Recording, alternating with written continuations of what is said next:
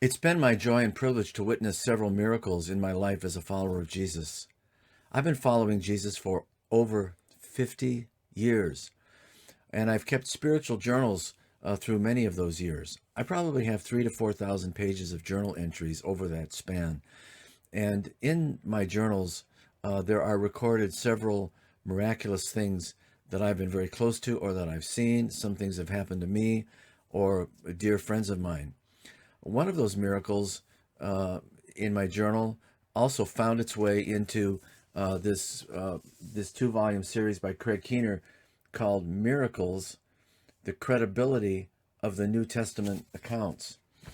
And that miracle then was recorded also in Lee Strobel's more recent book called The Case for Miracles, which, by the way, if you want some encouragement, I would say get Lee Strobel's The Case for Miracles. What a beautiful book, and how readable that is.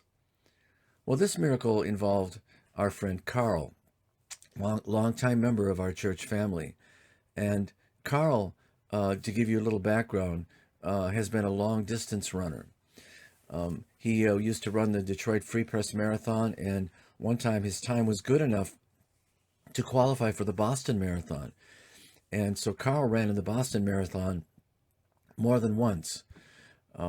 Well, in Craig Keener's book, I'm just going to read from it now, this miracle that happened to Carl.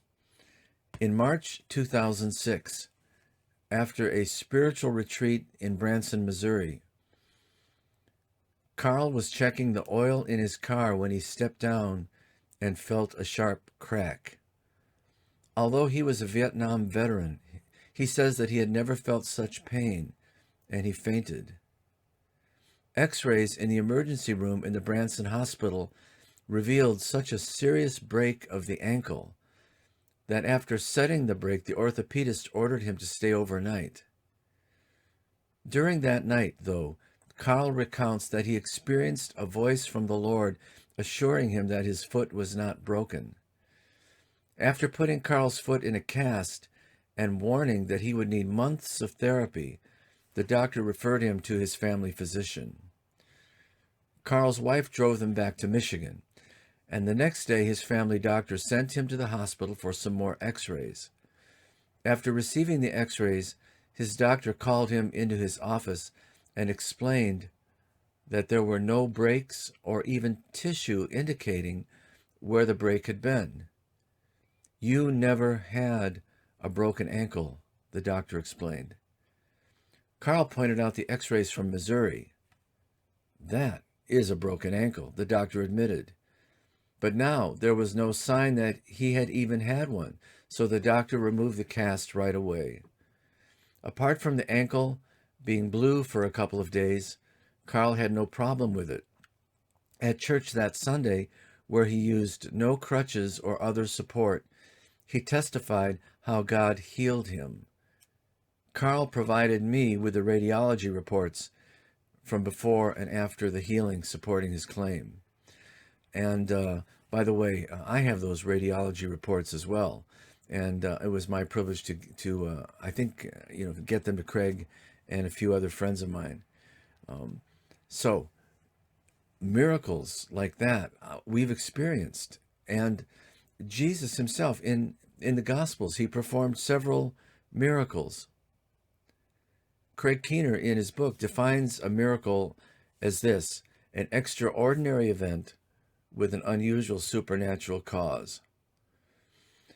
And then Craig writes this: scholars often note that miracles characterize Jesus' historical activity no less than his teaching and prophetic activities did. So central are miracle reports to the Gospels that one could remove them only if one regarded the Gospels as preserving barely any genuine information about Jesus. Indeed, it's estimated that 40% of Mark's Gospel involves miracles in some way. Very few critics, says Craig, would deny the presence of any miracles in the earliest material about Jesus. So miracles were performed through the real Jesus. They were central to his ministry. They were kingdom confirming signs and wonders. And again, in my 50 plus years as a Jesus follower, I've seen a number of them, recorded them in my journal, spoken publicly and written about them. As you and I approach this Christmas day, let us remember and focus on today that Jesus is a miracle worker who brings signs and wonders that confirm his rule and reign on the earth and anticipates that rule and reign coming in the age to come in its fullness.